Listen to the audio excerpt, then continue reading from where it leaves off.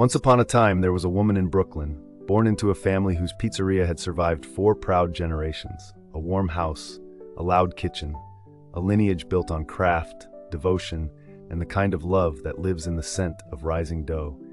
Then she married a man whose charm sparkled in public, the charming kind that makes strangers say, "You're so lucky. He's wonderful."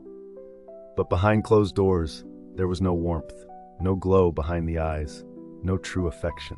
Just a constant, quiet monitoring that made her world smaller, one subtle moment at a time. At first, she mistook it for clinginess. Annoying, yes, but harmless. The moment that changed everything was Mother's Day. She had planned a quiet brunch with her mom, just the two of them, a small tradition they kept whenever her brother was out of town. But as she reached for her keys, he appeared in the doorway and said, "I'll come with you." Her mother looked up, startled. Half joking, half sad, she said, "I can't remember the last time I was alone with my daughter, and apparently not even on Mother's Day." He didn't laugh, he didn't soften. He simply said, "I'm her husband. Where she goes, I go. We're a team."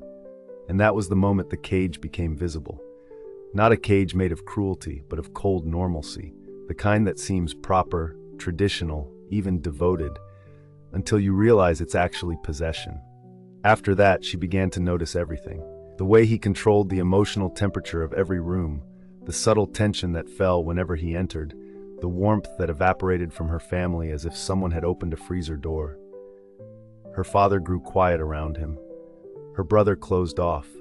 Even her mother, all softness and light, shrank a little whenever he hovered too close. They weren't intimidated. They were drained, silenced, like he absorbed the air the moment he walked in. And then came the moment, the crack in the illusion. She saw him corner her father in the back office, speaking in that same calculated tone about access, permissions, and making sure the future is structured the right way. The words were not magical, but the realization was.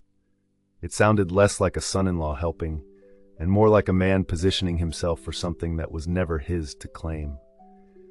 And once she saw it, once she recognized the coldness beneath the public charm, she could never unsee it. The next week, she walked into the pizzeria alone. Her mother's face lit up, her brother's shoulders finally relaxed, and her father simply opened his arms and said, "Welcome home, sweetheart." As for the husband, he didn't leave her. She left him, quietly, cleanly, with the unmistakable clarity of a woman who finally remembered she was free.